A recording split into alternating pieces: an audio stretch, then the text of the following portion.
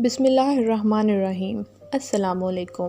میرے چینل اردو کہانیاں میں خوش آمدید۔ آج میں آپ کے لیے ایک سچی اور سبق آموز کہانی لے کر حاضر ہوئی ہوں۔ اگر آپ کو میری کہانی پسند آتی ہے تو لائک اور شیئر ضرور کریں، اور آپ میرے چینل پر نئے ہیں تو چینل کو سبسکرائب کر کے گھنٹی کا بٹن ضرور دبائیں۔ تو چلیں کہانی کی طرف آتے ہیں۔ میرے شوہر کو والدین کے انتقال کے بعد وراثت میں کچھ زرعی زمینیں ملی تھی، اسی لیے ڈاکٹر ہونے کے باوجود انہوں نے اس گاؤں میں رہائش اختیار کی جہاں پر زمینیں تھیں۔ وہیں وہ کلینک بھی کرنے لگے۔ اس طرح زمینوں کی دیکھ بھال کے ساتھ علاج معالجہ بھی چلنے لگا۔ زمینوں سے کیونکہ ٹھیک ٹھاک آمدنی ہو رہی تھی، اس لیے غریبوں کا علاج وہ مفت کرتے تھے۔ وہ صرف وڈیروں اور زمینداروں سے پیسے لیتے تھے، سو اللہ تعالیٰ نے ان پر اپنا خصوصی کرم کیا اور تھوڑے ہی دنوں میں ان کے علاج کی دھوم مچ گئی۔ ان کے ہاتھ میں اللہ تعالیٰ نے شفا رکھی تھی۔ میرے شوہر کی رہائش اندرون سندھ کے ایک پسماندہ سے گاؤں میں تھی۔ والدین دنیا سے جا چکے تھے، سب بہن بھائیوں کی شادی ہو چکی تھی۔ یہ سب سے چھوٹے تھے اور گھر میں اکیلے رہتے تھے۔ بہن بھائی سب شہروں میں آباد تھے۔ 1960 کی دہائی تھی جب میری ان سے شادی ہوئی۔ میں کراچی سے شادی ہو کے اس چھوٹے سے گاؤں میں گئی تو تھی جہاں بجلی کی سہولت بھی نہیں تھی۔ شروع میں مجھے بہت پریشانی ہوئی، مگر پھر عادی ہو گئی۔ ویسے میں یہاں زمیندارانہ ٹھاٹھ سے رہ رہی تھی۔ جب ہمارے بچے ہوئے اور ان کی پڑھائی کا وقت آیا تو ہم قریبی شہر میں منتقل ہو گئے۔ شہر میں میرے شوہر کو ایک بہت پرانا مکان سستے داموں مل گیا، جس کی مرمت اور رنگ روغن کروا کے اپنی ضرورت کے مطابق رہنے کے قابل ہم نے کر لیا۔ یہ گھر گاؤں کی حویلی کی طرح بڑا تو نہیں تھا، مگر پھر بھی کشادہ 2 منزلہ بنا ہوا تھا۔ گاؤں سے کھانا پکانے اور بچوں کو سنبھالنے کے لیے ماسی سغرا اور باہر کے کام کاج کے لیے ایک چھوٹا لڑکا علی گوہر ہمارے ساتھ آیا تھا۔ ہم نے نوکروں کو رہائش اوپر کے کمروں میں دی تھی۔ میری اصل کہانی اس گھر سے شروع ہوتی ہے۔ ایک دن ماسی سغرا کی اوپر والی منزل سے زور زور سے چیخنے کی آواز آئی، بی بی دروازہ کھولو، علی گوہر نے باہر سے دروازہ بند کر دیا ہے۔ علی گوہر سے ماسی کی نہیں بنتی تھی، وہ اسے اکثر اپنی شرارتوں کا نشانہ بنائے رکھتا تھا۔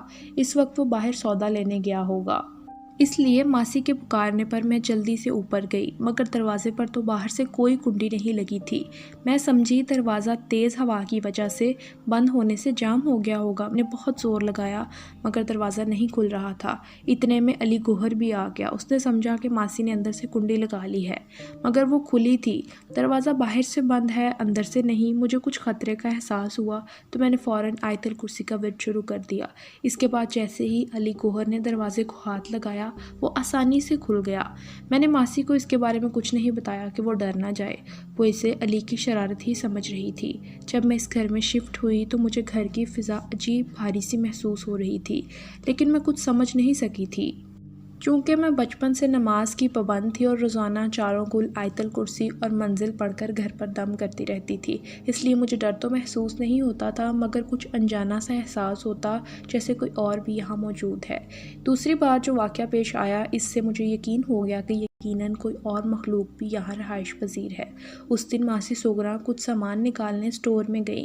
جیسے ہی انہوں نے کوٹری کا دروازہ کھولا، چیختی چلاتی باہر آ گئی، بی بی جی اسٹور میں ایک بہت بڑی بلا بیٹھی ہے۔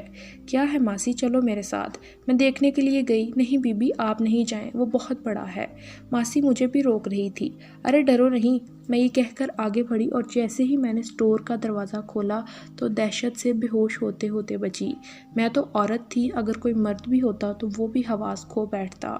ایک بہت بڑا سیاہ رنگ کا سانپ کنڈلی مارے بیٹھا تھا۔ وہ اتنا بڑا تھا کہ پوری کوٹری کو گھیرے میں لیے ہوئے تھا۔ میں نے جلدی سے دروازہ بند کر دیا، آیت الکرسی پڑھنے لگی۔ پھر میں نے بزرگوں سے سنی ہوئی بات کو آزمانا چاہا اور زیر لب یوں گویا ہوئی، آپ جو کوئی بھی ہیں، آپ کو حضرت سلیمان علیہ السلام کا واسطہ، یہاں سے چلے جائیں، ورنہ آپ کے نقصان کی ذمہ دار میں نہیں ہوں گی۔ یہ کہہ کر میں نے کوٹری کا دروازہ کھول کر جھانکا، جبکہ ماسی حواس پاختہ ہو کر مجھے روک رہی تھی، مگر اب وہاں کچھ بھی نہیں تھا۔ میں نے پورا دروازہ کھول دیا اور ماسی سے کہا، دیکھو یہاں تو کچھ بھی نہیں ہے۔ پھر میں نے اس کا ڈر ختم کرنے کے لیے کہا، شاید روشن دان سے کسی چیز کا سایہ آ رہا ہوگا، یہ دیکھو روشن دان میں رسی لٹک رہی ہے۔ ماسی نے ڈرتے ڈرتے اندر جھانکا اور بولی سایہ اتنا بڑا تھوڑی ہوتا ہے، وہ تو سچ مچ کا ناگ تھا، پھن اٹھائے ہوئے۔ میں نے اپنی آنکھوں سے دیکھا تھا، اس کی لال زبان بھی نکل رہی تھی، وہ اندر ہی کہیں چھپا ہوگا۔ دیکھا تو میں نے بھی تھا، ماسی سچ کہہ رہی تھی، مگر میں اس کو کیسے بتاتی کہ وہ جو کوئی بھی تھا حضرت سلیمان علیہ السلام کا واسطہ دینے سے ہٹ گیا ہے اور اس کی رہائش یہیں کہیں پر ہے۔ وہ کبھی بھی میری بات کا یقین نہیں کرتی۔ میں نے دروازہ بند کرتے ہوئے کہا اچھا شام کو جب ڈاکٹر صاحب آئیں گے تو وہ کسی کو بلا کر اچھی طرح چیک کر لیں گے۔ دوسرے دن ڈاکٹر صاحب نے کوٹھڑی خالی کروا کے اچھی طرح دیکھ لیا، مگر وہاں پر کوئی سوراخ تھا نہ ہی کوئی بل۔ پھر بھی انہوں نے دیواروں اور فرش کو دوبارہ کھرچ کر پلستر کروا دیا تھا۔ ماسی اب بھی اس کوٹھڑی میں جانے کو تیار نہیں تھی، اس لیے ہم نے کچن کے ساتھ جو خالی جگہ تھی وہاں پر سٹور بنوا دیا تو اسے اطمینان ہوا۔ اب مجھے یقین ہو گیا تھا کہ اس گھر میں کوئی اوپری چیز ضرور ہے جو اپنی موجودگی کا یقین دلا کر ہمیں گھر چھوڑ کر جانے پر مجبور کر رہی ہے۔ میں نے ایک دن ڈاکٹر صاحب سے اس موضوع پر بات کی اور بتایا کہ کچھ غیر معمولی واقعات ہو رہے ہیں۔ اس کا مطلب یہ ہے کہ یہاں پر کچھ ہے، کہیں ہم لوگوں کا کوئی نقصان نہ پہنچے، بہتر ہے کہ آپ دوسرا گھر دیکھ لیں۔ انہوں نے جو جواب مجھے دیا اس کے بعد میں نے اپنی زبان بند کر لی۔ مجھے معلوم تھا وہ میری بات پر کبھی یقین نہیں کریں گے۔ تم پڑھی لکھی ہو کر جاہلوں والی بات کر رہی ہو، اس سے پہلے بھی تو اس گھر میں لوگ رہتے تھے، وہ بھی میرے دوست تھے، انہوں نے کبھی ایسی شکایت نہیں کی۔ یہ انسان کی نظر کا دھوکہ ہوتا ہے جو معمولی چیز بھی انوکھی اور غیر مرئی نظر آنے لگتی ہے۔ میں ڈاکٹر ہوں اور میں نے نفسیات بھی پڑھی ہے۔ میڈیکل کی تعلیم میں انسانی نفسیات بھی پڑھائی جاتی ہے۔ اتنا لمبا لیکچر سننے کے بعد مجھے خاموش ہونا ہی پڑا، لیکن چند دن بعد میرا پھر سے واسطہ ایسے ہی ایک واقعے سے پڑا تھا۔ ان دنوں تفریح کا کوئی اور ذریعہ تو تھا نہیں، سوائے اس کے وڈیرے اور زمیندار یا تو شکار کھیلنے جاتے تھے یا سینما ہال جا کر فلم دیکھتے۔ ڈاکٹر صاحب یعنی میرے شوہر بھی فلموں کے شوقین تھے اور ہر نئی فلم دوستوں کے ساتھ جا کر ضرور دیکھتے۔ ان دنوں ماسی چھٹی لے کر اپنی بیٹی کے گھر گئی تھی۔ علی گوہر کی طبیعت بھی خراب تھی تو وہ گاؤں چلا گیا، میں بچوں کے ساتھ گھر میں اکیلی تھی۔ اس دن میرے شوہر کا فلم دیکھنے کا پروگرام بن گیا۔ ان کی کلینک ابھی تک گاؤں میں تھی، وہ صبح جاتے تو شام کو لوٹتے، اس لیے آخری شو یعنی 9 سے 12 والی ٹکٹیں خریدی۔ ان کا پروگرام آخری شو دیکھ کر آرام سے سونے کا ارادہ تھا کیونکہ اگلے دن اتوار تھا۔ ان دنوں راتوں کو دیر تک جاگنے کا رواج نہیں تھا، لوگ جلدی سو جاتے تھے، جلدی اٹھ جاتے تھے۔ ڈاکٹر صاحب کا یہ پروگرام تھا کہ وہ گیٹ کو باہر سے تالا لگا کر چلے جائیں گے تاکہ مجھے اٹھ کر دروازہ کھولنا نہ پڑے اور میری نیند خراب نہ ہو۔ مجھے بھی ان کی تجویز پسند آئی۔ بچوں کو کھانا کھلانے کے بعد ان کو سلا کر خود بھی سو گئی۔ معلوم نہیں اس وقت کیا ٹائم ہوا تھا کہ ایک انجانے سے شور کی وجہ سے میں گہری نیند سے جاگ گئی۔ میں نے غور کیا تو بیٹھک والے کمرے سے بنبناہٹ جیسی آواز آ رہی تھی، جیسے کوئی سرگوشیوں میں باتیں کر رہا ہو۔ اس کے ساتھ چائے کی پیالی رکھنے اور اٹھانے کی آواز بھی آ رہی تھی۔ چھت کا پنکھا بھی چلتا ہوا محسوس ہو رہا تھا۔ اس کا مطلب تھا کہ میرے شوہر فلم دیکھ کر واپس آ گئے تھے اور خود ہی چائے بنا کر دوستوں کو پلا رہے تھے۔ مجھے اس لیے نہیں اٹھایا ہوگا کہ میری نیند نہ خراب ہو۔ میں مطمئن ہو گئی، مگر کچھ دیر بعد مجھے پیاس محسوس ہوئی تو مجھے پانی پینے کے لیے اٹھنا پڑا۔ میں نے جو ہی بیٹھک کی کھڑکیوں سے جھانکا تو مجھے حیرت کا زبردست جھٹکا لگا، کیونکہ کمرے میں اندھیرا تھا اور وہاں کوئی بھی نہیں تھا، جبکہ وہ سب آوازیں میں نے صاف طور پر سنی تھی۔ میں حیرت زدہ کھڑی تھی کہ گھر کا مرکزی دروازہ کھلنے کی آواز آئی اور میرے شوہر آتے ہوئے نظر آئے۔ تم ابھی تک سوئی نہیں؟ مجھے وہاں کھڑا دیکھ کر انہوں نے پوچھا۔ میں سو ہی رہی تھی، پانی پینے کے لیے ابھی اٹھی ہوں، میں نے جواب دیا۔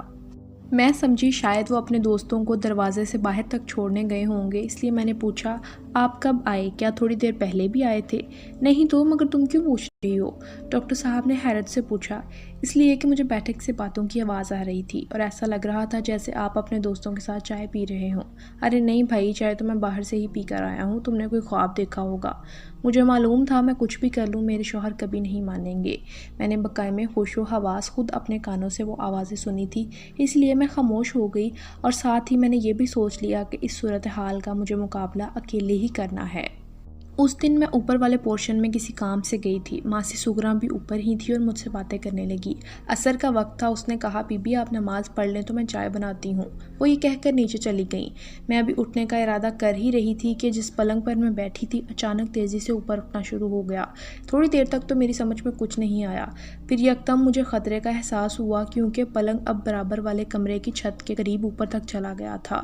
میرے یہاں ان دنوں چوتھے بچے کی آمد تھی۔ مجھے یہ خوف محسوس ہوا کہ پلنگ تیزی سے نیچے گرتا ہے تو مجھے اور میرے ہونے والے بچے کو نقصان یقیناً پہنچے گا، تو میں نے جلدی جلدی قرآنی آیتوں کا ورد شروع کر دیا۔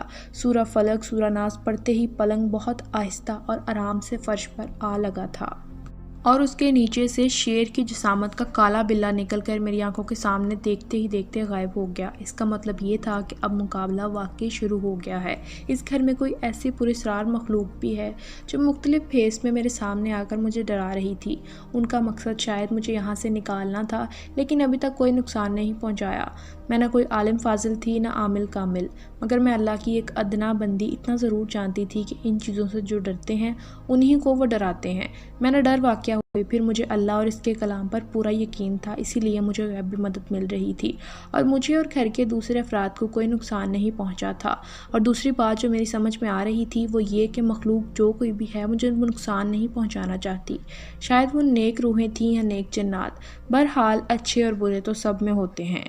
اس دفعہ بھی میرے ہاں بیٹا ہوا تھا اور میں 3 بیٹوں اور ایک بیٹی کی ماں بن گئی۔ اس روز میں منّے کو گود میں سلا رہی تھی کہ میرے بڑے بیٹے نے سامنے والے میدان میں کرکٹ کھیلنے کی اجازت مانگی۔ اس کے دوست اسے بلانے آئے تھے۔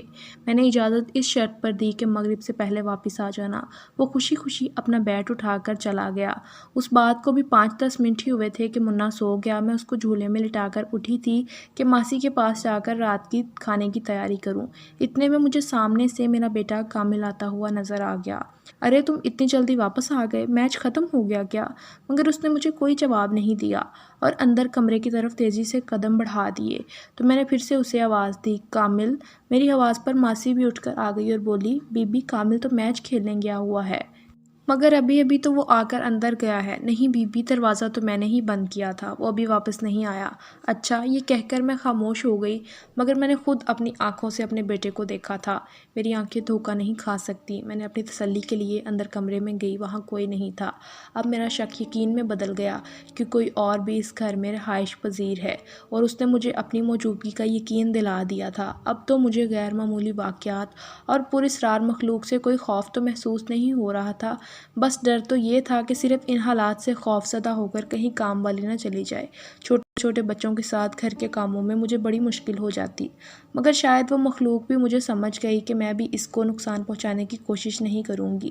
اس لیے ماسی کے ساتھ شروع میں 2 واقعات، جب اس کے کمرے کا دروازہ بند ہوا تھا اور اسٹور روم میں سانپ نظر آیا، اس کے بعد سے کوئی واقعہ پیش نہیں آیا۔ اگر میں ان واقعات اور حالات سے ڈر کر اپنے شوہر کو مجبور کرتی کہ وہ کسی عامل کو بلا کر گھر کو دکھائیں اور وہ ان کو بھگانے کی کوشش کرتے تو شاید مجھ سے ان کی دشمنی پیدا ہو جاتی۔ مجھے ایک اندازہ ہو گیا تھا کہ وہ قوم جنات میں سے تھے اور اچھے تھے، اور پھر ایک دن یہ بات کھل کر میرے سامنے بھی آ گئی۔ ماسی اور علی گوہر چھٹی لے کر گاؤں گئے ہوئے تھے۔ اس دن میں اکیلی تھی، بچے اسکول گئے تھے، جمعہ کا دن تھا۔ جمعے کے دن میرے شوہر بھی نماز سے پہلے کلینک سے آ جاتے تھے، بچوں کی بھی جلدی چھٹی ہو جاتی۔ میں نے جلدی جلدی دوپہر کے کھانے کی تیاری کر لی، اس لیے سوچا کہ پہلے منّے کے کپڑے دھو لوں، پھر ٹائم نہیں ملے گا، کیونکہ جمعہ کی نماز کی تیاری کے لیے بچوں اور شوہر کو غسل کرنا ہوگا۔ ان وقتوں میں اٹیچ بات نہیں ہوا کرتے تھے، سب کے لیے گھر میں ایک ہی مشترکہ غسل خانہ ہوتا تھا۔ بڑا گھر ہوتا تو 2 بھی ہوتے، ہمارا گھر بڑا تو تھا مگر غسل خانہ ایک ہی تھا۔ وہاں اوپر کے پورشن میں الگ بنا تھا جو کام والی کے استعمال میں تھا۔ میں جلدی جلدی کپڑے دھو رہی تھی کہ اچانک پتہ نہیں کدھر سے ایک لمبے قد کی خوبصورت عورت میرے سامنے آ کر کھڑی ہو گئی۔ میں حیران ہو گئی کہ یہ عورت کون ہے۔ ابھی میں نے اس سے پوچھنا چاہا تھا کہ وہ کون ہے، اس نے سلام کر کے کہنا شروع کیا، آج جمعے کا دن ہے اور تم اتنی دیر سے غسل خانے میں کپڑے دھو رہی ہو۔ مجھے بھی کپڑے دھونے ہیں، میرے بچوں کو بھی نماز پڑھنے جانا ہے، ان کو بھی نہلانا ہے۔ تم غسل خانہ خالی کرو تو میں بھی اپنا کام کروں۔ میرا بھی اس گھر پر اتنا ہی حق ہے جتنا تمہارا، ہم برسوں سے یہاں رہ رہے ہیں۔ اس کی بات سن کر میں بغیر خوف زدہ ہوئے بولی، آ جاؤ بہن، تم اپنا کام کر لو، میں بعد میں کر لوں گی۔ یہ کہہ کر میں نے کپڑے اٹھائے اور باہر آ گئی۔ مجھے حیرت ہوئی کہ اس کے پیچھے میرے بچوں کی عمر کے برابر 4 بچے کھڑے تھے، 3 لڑکے اور 1 لڑکی، اور سب سے بڑی بات یہ تھی کہ ان بچوں کی شکلیں حیرت انگیز طور پر میرے بچوں سے مل رہی تھیں۔ میرے اٹھتے ہی وہ غسل خانہ کے اندر مسکراتی ہوئی یہ کہہ کر چلی گئی، تم نے مجھے بہن کہا ہے تو انشاءاللہ میں بھی یہ رشتہ نبھاؤں گی۔ کچھ دیر تک مجھے غسل خانے کے اندر سے کپڑے دھونے اور پانی گرنے کی آواز آتی رہی، مگر نظر کچھ نہیں آ رہا تھا۔ مجھے بہت خوشی ہوئی کہ وہ مسلمان جنات میں سے تھی اور شر انگیز نہیں بلکہ نیک، پرخلوص اور مہربان نظر آئی تھی۔ وہ میرے گھر میں شراکت دار تھی تو میں نے بھی اس کو قبول کر لیا تھا۔ جب ڈاکٹر صاحب اور بچے جمعہ کی نماز کے لیے مسجد چلے گئے تو میں نے دیکھا کہ میرے بیٹوں جیسے 2 بچے سفید کپڑے اور سر پر ٹوپی پہنے ہوئے ایک آدمی کے ساتھ آنگن کے دروازے سے باہر جا رہے ہیں۔ یقیناً وہ بھی نماز کے لیے جا رہے تھے، اور حیرت انگیز بات یہ تھی کہ اس آدمی کی شکل اور قد میرے شوہر سے بہت مل رہا تھا۔ وہ میری آنکھوں کے سامنے بند دروازے سے ہی باہر نکل گئے۔ میں نے اب تک اپنی زندگی میں جتنے بھی اعصاب، جنات اور اثرات کے قصے سنے تھے وہ بہت خوفناک اور نقصان پہنچانے والے ہوتے تھے، لیکن میرا واسطہ نہایت نیک جنات فیملی سے پڑا تھا، اس لیے میں بے فکر ہو گئی تھی۔ ان کی رہائش پہلی منزل پر بنے ہوئے کونے کے کمرے میں تھی، کیونکہ میں نے اسی طرف سے ان کو آتے جاتے دیکھا تھا۔ یہاں سب سے اہم بات یہ تھی کہ سوائے میرے گھر کے کسی اور فرد کو وہ نظر نہیں آتے تھے۔ اسی طرف سے اکثر مجھے کھانا پکانے کی خوشبو، برتن دھونے کی آوازیں بھی محسوس ہوتیں۔ کبھی کبھی ماسی بھی کہتی، بی بی برابر والوں کے پتہ نہیں کیا پک رہا ہے، خوشبو بہت اچھی آ رہی ہے۔ میرے بڑے بیٹے کامل نے بورڈ کے امتحان میں اول پوزیشن حاصل کی تو میں نے اپنے محلے، پڑوسی اور دوستوں میں مٹھائی بانٹی۔ پھر مجھے خیال آیا کہ اپنی نادیدہ دوست کو بھی، جس کو میں نے بہن کہا تھا، اس کو بھی اپنی خوشی میں شامل کروں، ان کو بھی مٹھائی کھلاؤں۔ میں نے اپنے بڑوں سے سنا تھا کہ جنات اخروٹ کی مٹھائی کھاتے ہیں، تو میں نے اپنے شہر کی سب سے بڑی اور بہترین مٹھائی کی دکان سے اخروٹ کی مٹھائی منگوائی اور ڈبہ لے جا کر اس کمرے کے دروازے کے سامنے رکھ دیا، اور وہ میری نظروں کے سامنے ہی غائب ہو گیا، اور میرے کانوں میں پرخلوص آواز آئی، بہت مبارک ہو۔ اسی روز شام کو میرے بیٹے کی میز پر ایک بہت خوبصورت اور قیمتی پین کا ڈبہ رکھا ہوا ملا۔ وہ بہت خوش ہوا اور پین کا ڈبہ لے کر میرے پاس آیا۔ امی، یہ پین آپ لائی ہیں؟ میں یہی پین لینا چاہتا تھا۔ میں سمجھ گئی کہ یہ تحفہ میری اس نادیدہ دوست نے دیا ہوگا۔ رکھ لو بیٹے، میری دوست نے دیا ہے، میں نے مسکرا کر کہا۔ امی، جس نے بھی دیا ہے بہت خوبصورت ہے، مجھے بہت پسند آیا ہے، بہت شکریہ۔ وہ سن 70 کا زمانہ تھا، جب سندھ میں فسادات پھوٹ رہے تھے، ادھر ادھر سے خبریں اچھی نہیں آ رہی تھیں۔ ہم نے بڑے بچوں کو کراچی، ننیال بھیج دیا۔ ماسی بھی بہانہ بنا کے اپنے گاؤں واپس چلی گئی۔ علی گوہر نے بھی کام چھوڑ دیا۔ میں چھوٹے بیٹے کے ساتھ گھر میں اکیلی رہ گئی۔ میرے شوہر صبح کلینک چلے جاتے تو میں سارا دن گھر میں اکیلی ہوتی۔ صبح جاتے وقت وہ اپنے سامنے گھر کے گیٹ میں اندر سے تالا لگواتے، اور جب تک میں گیٹ میں تالا ڈال کر کمرے کا دروازہ بھی بند نہیں کر لیتی وہ کھڑے رہتے۔ پچھلے 2-3 دن سے گھر کے سامنے موجود کھیل کے میدان کی باؤنڈری وال پر ایک مشکوک سا لڑکا بیٹھا ہوا نظر آ رہا تھا۔ وہ پتہ نہیں کب سے آ کے دیوار پر بیٹھ جاتا، اور جب میرے شوہر گاڑی سٹارٹ کر لیتے تو واپس چلا جاتا۔ ایسا کئی دن سے ہو رہا تھا۔ مجھے ایک دن یہ خیال آیا کہ شاید یہ میرے شوہر کے آنے جانے کے ٹائم کو نوٹ کر رہا ہے، اور پھر میرا خیال صحیح ثابت ہوا۔ اس دن میرے شوہر نے جیسے ہی گاڑی سٹارٹ کی تو میں ان کو خدا حافظ کہہ کر اندر آ کر گیٹ بند کرنے لگی۔ اس دن ڈاکٹر صاحب کو جانے کی کچھ جلدی تھی، شاید اس لیے گیٹ بند کروانے سے پہلے ہی چلے گئے، ورنہ جب تک میں گیٹ میں تالا نہیں ڈالتی وہ کھڑے رہتے تھے۔ جیسے ہی انہوں نے گاڑی آگے بڑھائی، وہ لڑکا پھرتی سے دیوار کود کر میرے گیٹ کے پاس آ گیا اور تیزی سے گیٹ کے درمیان اپنا ہاتھ ڈال دیا۔ اب میں اندر سے گیٹ بند کرنا چاہ رہی تھی اور وہ باہر سے دھکا لگا کر کھولنا چاہ رہا تھا۔ اس کا ہاتھ گیٹ کے درمیان پھنسا ہوا تھا، اس لیے میں بند نہیں کر پا رہی تھی۔ میں بھی خوف اور پریشانی سے چیخنا چاہتی تھی کہ اچانک میری دوست مخلوق کا شوہر آ گیا اور میری طرف دیکھے بغیر ہاتھ کے اشارے سے مجھے اندر جانے کا کہا، تو میں دوسرے کمرے میں چلی گئی۔ اس آدمی کو دیکھ کر وہ لڑکا سر پر پاؤں رکھ کر بھاگ گیا۔ اس نے دروازہ کھول کے ادھر ادھر دیکھا اور کسی کو نہ پا کر گیٹ بند کر کے تالا ڈال دیا، چابی اسی میں چھوڑ دی اور وہیں پر غائب ہو گیا۔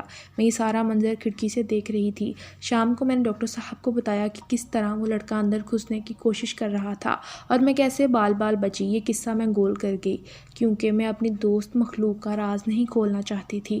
مجھے ڈر تھا کہ میرے شوہر کچھ الٹا سیدھا نہ بول دیں جس سے وہ مخلوق ناراض ہو جائے، کیونکہ عموماً لوگ ایسی باتوں پر یقین ہی نہیں کرتے، اور خاص طور پہ تو مرد جنات اور جادو وغیرہ کو نہیں مانتے، حالانکہ یہ دونوں چیزیں قرآن سے ثابت ہیں، مگر پڑھے لکھے ہونے کے باوجود لوگوں کا کہنا ہے کہ اس زمانے میں ایسا نہیں ہوتا۔ میں تو ان کو مانتی تھی اور میرا ذاتی تجربہ بھی ہو رہا تھا۔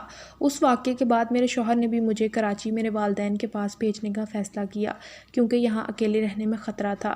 اس دن جلدی میں نے اپنا مختصر ضروری اور قیمتی سامان باندھا، کیونکہ میرے شوہر نے کسی کو بتائے بغیر مجھے کراچی بھیجنے کا فیصلہ کر لیا، اور مجھے اسٹیشن پر ویٹنگ روم میں بٹھا کر کر ٹکٹ خریدنے چلے گئے۔ میں اکیلی بچے کے ساتھ بیٹھی تھی کہ پتہ نہیں کہاں سے ایک مشکوک سا آدمی بھی ویٹنگ روم میں آ کر بیٹھ گیا اور وہ میری طرف غور سے دیکھنے لگا، حالانکہ یہ لیڈیز ویٹنگ روم تھا۔ میں ڈر کے مارے خاموش تھی۔ میں سوچ رہی تھی کہ غیر انسانی وجود سے میں کبھی نہیں ڈری، اور انسان جو اشرف المخلوقات کہلاتا ہے، مجھے کیوں ڈر لگ رہا ہے؟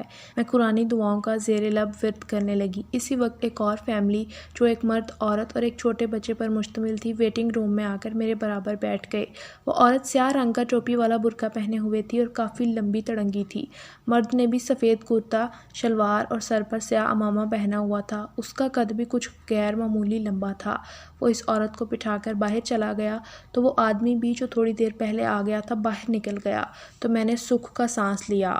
اتنے میں میرے شوہر بھی ٹکٹ لے کر آ گئے۔ ٹرین بھی آ چکی تھی۔ انہوں نے مجھے ٹرین میں بٹھایا، کچھ ہدایت کر کر کہا کہ بہت جلد وہ یہاں سے سب کچھ بیچ کر کراچی شفٹ ہو جائیں گے۔ اتنے میں وہ برقع پوش عورت اور اس کے ساتھ جو مرد تھا، وہ بھی پلیٹ فارم پر آ کر کھڑے ہو گئے۔ شاید وہ اپنا مطلوبہ بوگی دیکھ رہے تھے۔ اسی اثنا میں انجن نے وسل دی اور ٹرین چل پڑی۔ میرے شوہر خدا حافظ کہہ کر جانے کے لیے پلٹ گئے۔ تب بھی وہ فیملی وہیں پلیٹ فارم پر کھڑی تھی۔ بس اچانک ہی مجھے خیال آیا کہ وہ مسافر میرے گھر کے نادیدہ جنات رہائشی تھے جو مجھے چھوڑنے آئے تھے۔ عین اسی وقت میرے کانوں میں بہت قریب سے آواز آئی، خدا حافظ، فی امان اللہ۔ یقیناً یہ وہی تھی۔ تب ہی مجھے یاد آیا کہ اس نے کہا تھا، تم نے بہن بولا ہے تو میں بھی رشتہ نبھاؤں گی۔ سو وہ نبھا رہی تھی۔ اس نے مجھے اکیلا نہیں چھوڑا۔ شہر میں فسادات کی وجہ سے خطرات منڈلا رہے تھے۔ لسانی جھگڑے کی آڑ میں بہت سی دشمنیاں پیدا ہو رہی تھیں اور کچھ لوگ اس کا ناجائز فائدہ اٹھا رہے تھے۔ ایسے میں اس نے میرا بہت ساتھ دیا۔ اس پراسرار قصے میں کہیں بھی ڈر اور خوف والی بات نہیں تھی۔ گویا میں خوش قسمت ہوں کہ غیر انسانی مخلوق جنات نے میرے ساتھ محبت کا سلوک رکھا۔ اس واقعے کو ایک بہت لمبا عرصہ گزر گیا ہے۔ اب ہمیں سندھ کا علاقہ چھوڑے ہوئے اور کراچی میں رہتے برسوں بیت گئے۔ میں نانی اور دادی کے عہدے پر فائز ہو چکی ہوں۔ میرے شوہر کا بھی انتقال ہو گیا ہے، لیکن اس تمام عرصے میں میرے ساتھ ساتھ اور میرے بچوں کے ساتھ پھر کوئی پراسرار واقعہ پیش نہیں آیا۔ اس لیے میرے بچے بھی غیر مرئی وجود پر یقین نہیں رکھتے۔ لیکن چونکہ میرا یہ ذاتی تجربہ ہے، اس لیے آج بھی میں اس مخلوق کے لیے دعا کرتی ہوں جس نے میرے ساتھ دوستی نبھائی۔ وہ مہربان ہستی مجھے ہمیشہ یاد رہے گی۔